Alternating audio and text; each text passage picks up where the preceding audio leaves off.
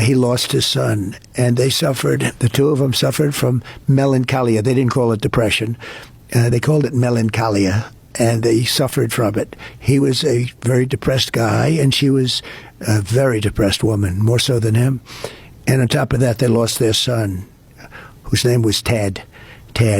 And it was just seeing it in the little pictures, a little tiny picture. I mean, you can't see the details there. Little tiny, everything the way it was, a little tiny picture of Tad, who he lost.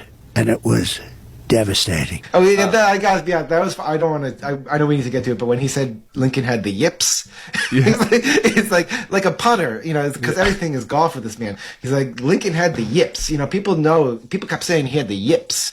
I was like, what is he talking about? But you know, he probably heard it from someone and related like it was historical fact. So. Yeah, my other two takeaways just on the Rogan side. The only Rogans I've ever watched before, well, that's not true.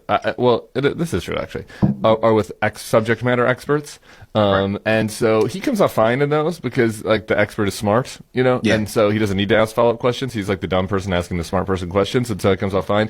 I also watched the Peter Thiel thing, but again, as menacing as Peter Thiel is, he's smart, you know. So except for one exchange on climate, where Peter came off sounding very dumb, Joe Rogan doesn't seem that dumb because Peter is the smart one talking about AI and all these tech issues.